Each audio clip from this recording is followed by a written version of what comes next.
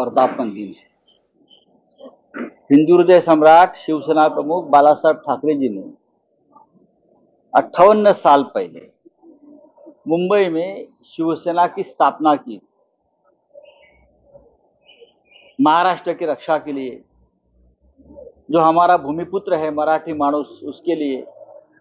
और हम सब लोग निरंतर बाला साहब की विचारधारा में काम कर रहे हैं। अब उद्धव ठाकरे जी पार्टी का नेतृत्व कर रहे हैं। अब मुझे आपका जो सवाल है, शिंदे गढ़ भी कल स्थापना का क्या कार्यक्रम करेगा? उनका बैनर लग रहे हैं सब जगह। पैसा है, पैसे का खेल है, पैसा फेंको तमाशा देखो। उनका पार्टी से क्या संबंध है?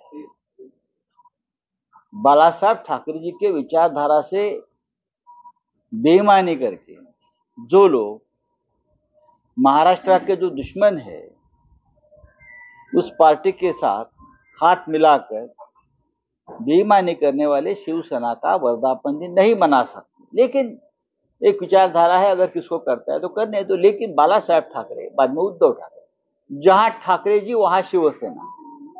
हमारा कल बहुत बड़ा कार्यक्रम है, लोकसभा चुनाव के बाद ये पहला कार्यक्रम है षणमुखानंद हॉल में, और सभी नेता कार्यकर्ता पूरे देश से लोग आएंगे। और आने वाली जो विधानसभा की चुनाव है, उसके लिए क्या रणनीति होगी, उस बारे में पार्टी के प्रमुख माननीय उद्धव ठाकरे जी मार्गदर्शन करेंगे। तो जो ईवीएम का पूरा मसला है, जो ईवीएम अनलॉकिंग का मामला है, उसको लेकर रविंद्र वाइकर बोल रहे हैं कि उद्धव ठाकरे और राहुल गांधी माफी मांगे, गलत खबर छापी और इस तरह से। देखो, ये जो आदमी है, क्या नाम उसका बोला आपने? रविंद्र वाइकर। हाँ, वाइकर। वो शिवसेना में था। ये आदमी शिवसेना से 3-4 बार बीएमसी में स्टैंडिंग कमेटी चेयरमैन बन गया, ज्यादा एमएलए बन गया, मंत्री बन गया, सब कुछ हो गया। उद्धव जी के बहुत ही करीबी थे।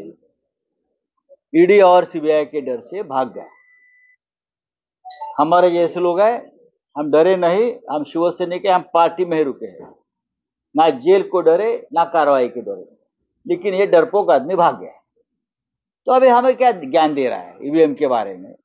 आपके ऊपर ईडी की जो केस चल रही है, उस बारे में बताइए, वो केस क्यों रुकी है? तो ये सब जो है, अभी धीरे धीरे पता चलेगा क्या है। हमने ईवीएम के ऊपर आरोप नहीं किया है, हमने सिस्टम के ऊपर आरोप किया है। रिटर्निंग ऑफिसर ने जिस तरह से धोखा किया है, उसके ऊपर हमने एविडेंस के साथ आरोप किया है। रविंद्र वाइकर चुनाव हार गए हैं। ये चोरी चपाटी करके 48 मतों से चुनाव को जिताया गया है, वो अभी सामने आ जाएगा। तो आपकी पार्टी के अनिल परब हैं, उन्होंने भी सवाल उठाया कि जो एआरओ ऑफिसर है उसको काउंटिंग की जानकारी नहीं दी गई, सीसीटीवी फुटेज नहीं दी। पूरा बोगस खेल वहां हो गया 19वें फेरी के बाद, करने के बाद, आपको मालूम है। तो पूरा भी सामने आ जाएगा, खेल पूरा सामने आ जाएगा। रविंद्र वाइकर लोकसभा नहीं पहुंचेंगे।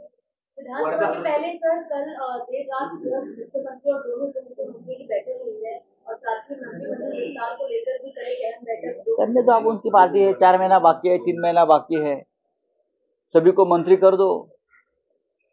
बोला सर, वर्धापन दिन होणार आहे उद्या, 58वा वर्धापन दिन आपला आहे. त्यातलाच पक्ष झाल्यानंतर बघा, हा एक हास्यास्पद प्रकार आहे। मी काही ठिकाणी पोस्टर्स वगैरे पाहिले, तुम्ही सांगता येता। उद्या शिवसेनेचा हिंदू हृदय सम्राट शिवसेना प्रमुख बाळासाहेब ठाकरे यांनी 58 वर्षापूर्वी शिवसेनेचा पाया घातला। 58 वर्षापासून बाळासाहेब ठाकरे यांची ही शिवसेना निरंतर या मुंबई, महाराष्ट्रात आणि दिल्लीत काम करते। आम्ही सगळे त्यांच्या विचाराने भारावलेले तेव्हाचे तरुण कॉलेजमध्ये होतो, कोणी शाळेत होतो, तेव्हापासून आमच्यासारख्या तरुणांनी बाळासाहेबांच्या विचारांचा भगवा झेंडा जो आमच्या खांद्यावर घेतला, लाखो माझ्यासारखे लोक आहेत, करोडो आहेत, त्यांनी तो काय ठेवला नाही। अनेक संकटांना सामोरे आम्ही गेलो। आमच्यातले आमचे अनेक सहकारी हे त्यांचं बलिदान झालंय पक्षासाठी, हुतात्मे झाले।